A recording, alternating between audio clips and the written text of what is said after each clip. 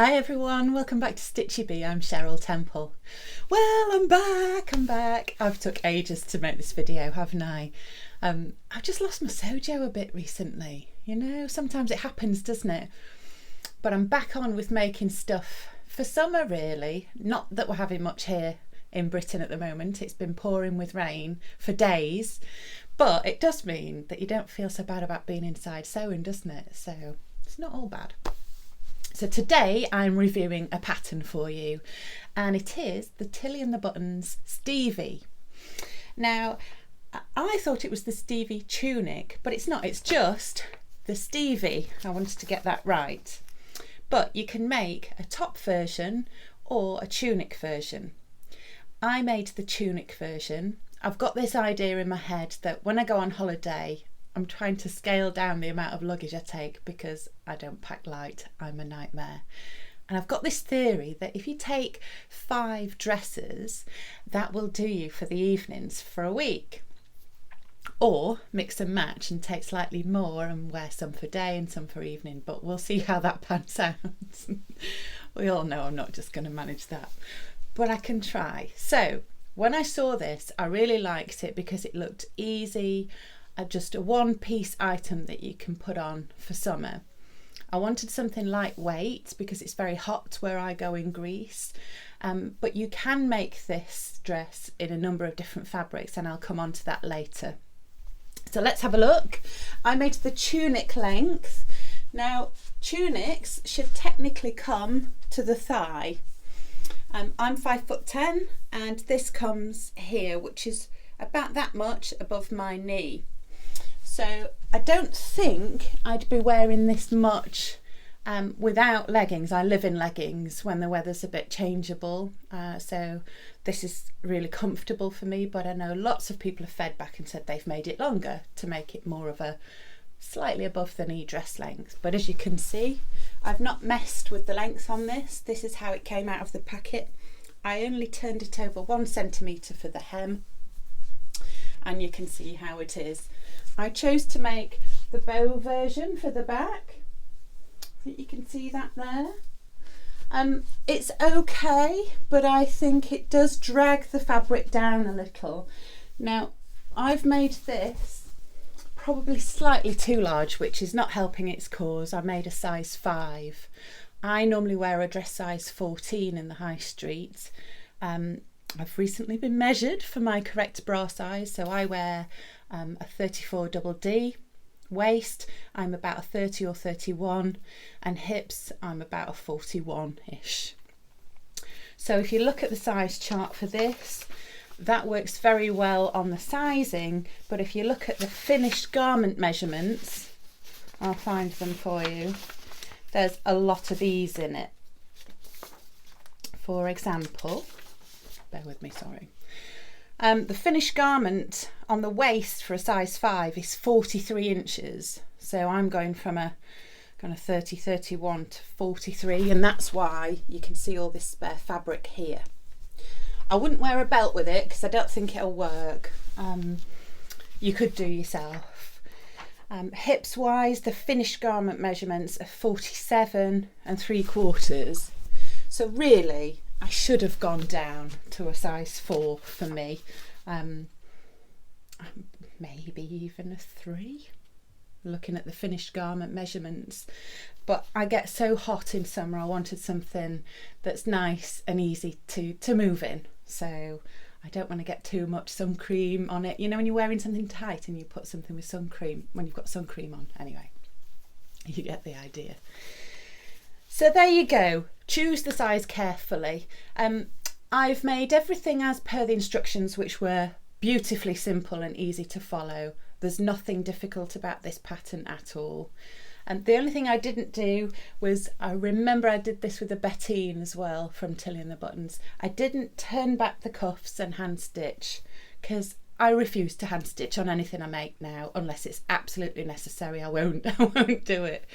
Having said that, I think it probably needs this to be correctly inserted and not the way I've done it. I've just added it as you would a cuff, which is to slot it on there. But because it's a grown on sleeve here, so it's all in one piece, it does mean that it sticks up. I don't mind that because it can be quite flattering. So if you've got a larger arm up here and you've got that gap, it can give the illusion of making your arms look slightly slimmer. I don't know. I think it probably needs treating correctly, as Tilly suggests, and popping on the turn up sleeve, because I think that adds a nicer little feature. Also on the dress there's a nice pocket. I've tried to blend it in. I've not really tried to pattern match too hard with this because you don't need to, but it's worked out quite nicely. And also the making of the pocket, I've never experienced this way of doing it. The way I usually make pockets is to sew a running stitch around the edge and then pull it over a cardboard template to make the edges fold in crisply. But this is really good, so have a look at the instructions if you've got this, and it works in a slightly different way, which is just as neat and easy to do. And then you can top stitch it all the way around, which was all okay.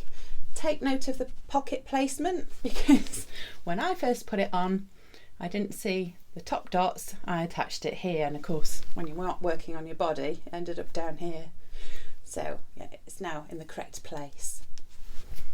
So yeah, it's nice. I think it needs taking in, doesn't it, unless I just wear it for the beach.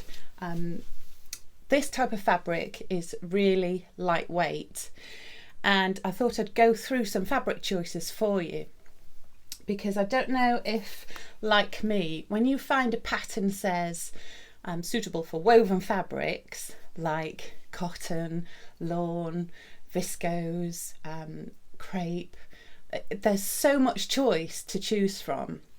So my advice is choose something that you would buy in a shop in that style of garment. So it's unlikely you'll see this style of dress in thicker fabrics that are woven. It's unlikely you'll see it in something that doesn't move very well. So stay away from your quilting cottons and that kind of thing. Because of the ease, you could probably get away with it, but I think it does need some drape because it's quite a boxy shape.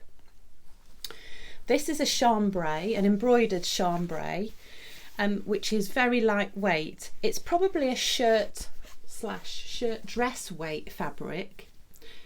So slightly, I wouldn't say it's sheer, but it's super light. So it's a shirt weight fabric, which you might not be that comfortable about wearing just on its own if it's so short as well, because it is quite light.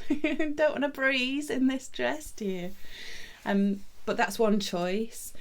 Also, if you're sewing with this type of fabric, when you sew over the embroidered parts, which they're not printed on, they're actually embroidered with thread, it can make a little thud with your needle, makes you jump a bit the first time.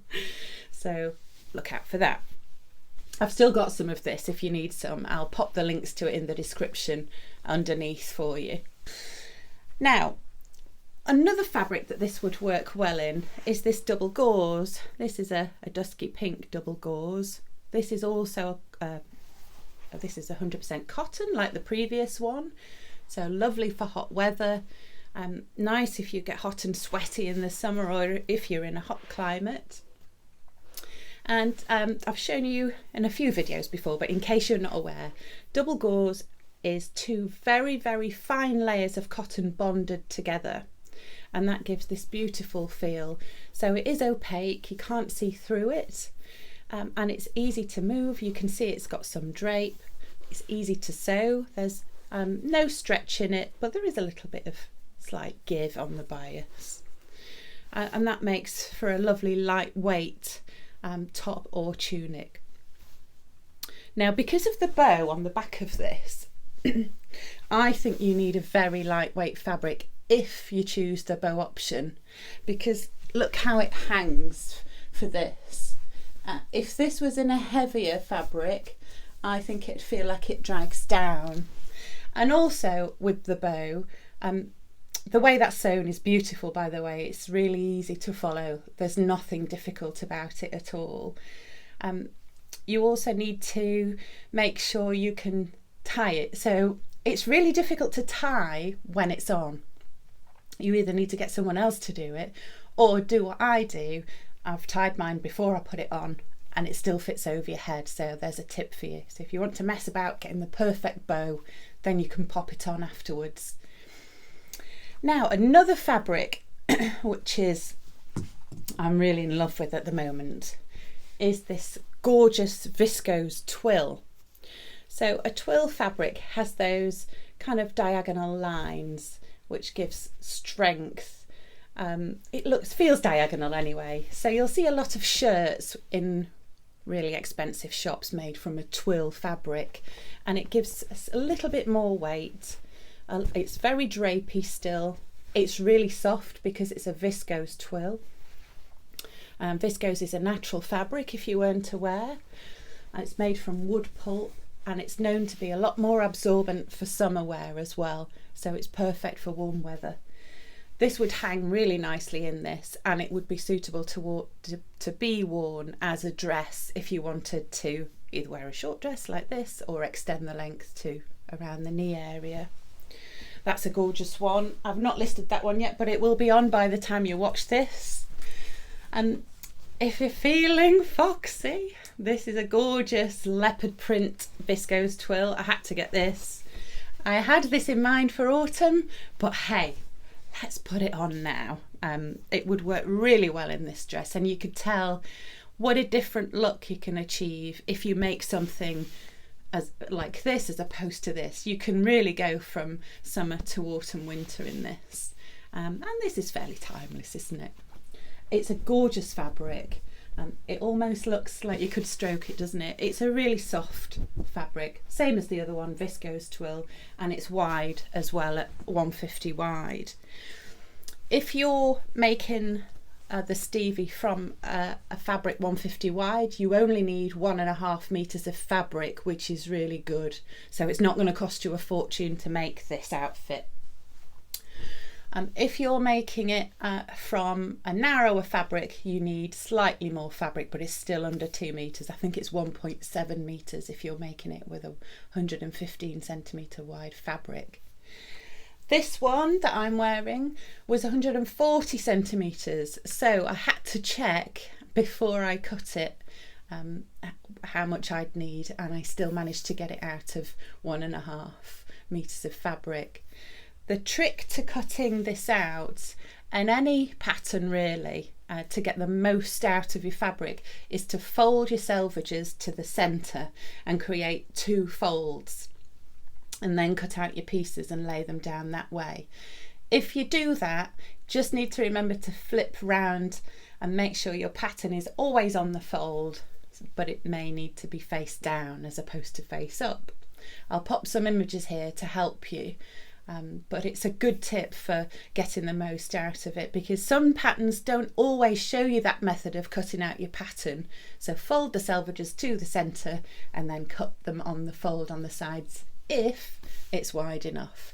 Sometimes with the bodice piece, even when it's in half, it can slightly be too wide to be able to do that. So double check it before you start cutting out. Another fabric that I nearly chose to make this in is this beautiful cotton. This is a teal polka dot. I've called this the Tori teal polka dot. I know lots of you have bought this for other projects. It looks gorgeous, doesn't it? It really catches the light on the camera. It's a really high quality cotton, this one. So yeah, have a look at this one. I've got a reasonable amount of this left, but you could do this for all sorts, shirt dresses especially. It's just that perfect weight of cotton. If you need to do a collar or cuffs or plackets, it's really lovely to sew with this one. And a nice neutralish colour, isn't it? It'll go with lots of things, but it's still a bit different. So I like that shade, that's a good one. And if you want a wow print, you know I like my patterns, then you could choose this beautiful Birdie print cotton. This is a beige background with some gorgeous birdies on there. And that would look really nice for a summer dress or skirt or top, wouldn't it? So yeah. Lots of choices. You could even make this from a velvet, I reckon, and that's where the extra ease would help. If you're making it in a heavier fabric, as I mentioned before, make sure it's still lightweight enough. You don't have to choose the bow at the back, you can choose the loop, and that's an easy way to get round that pulling down if you are making it in heavier fabric. So just plan ahead a bit and then you'll get those things right. So there you go, that is the Stevie. I'm going to make some more of these. I'm going to make it in a smaller size, so I'll make the size 4 for me. It will still be roomy and I'll not mess about with the cuffs. I'll do it as I should have done it in the first place. You can finish the edges off really neatly inside, and I love the fact that this facing area is stitched down. It does mean, however, you've got to be reasonably confident with your top stitching, because it's top stitched from the underside. So double check on your machine that the reverse of your stitching is neat, because that's what will show on here. Because otherwise it'd be quite difficult, wouldn't it, to find this line and to catch the end of the facing there. So I had a bit of a mess around with the old-fashioned sewing machine to get the tension right so that every stitch looked perfect. I know I'm a fuss pot, but you want it to look right when it's here. Of course, if you make it in a darker fabric or a plain fabric, choose thread to match your fabric.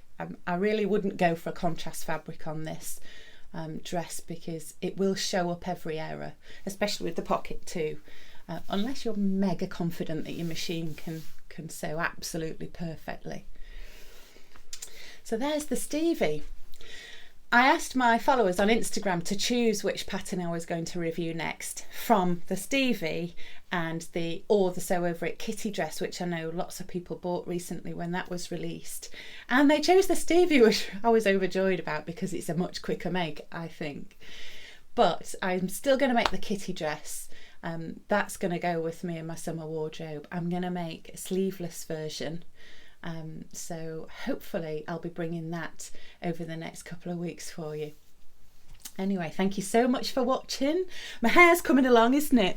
It's just about getting through now. If you're not aware, I'm growing out my greys, and if you're interested in following my progress, I've got a personal Instagram page at Shelley Temps. I'll pop that on screen for you if you want to have a peek at how my greys are growing out.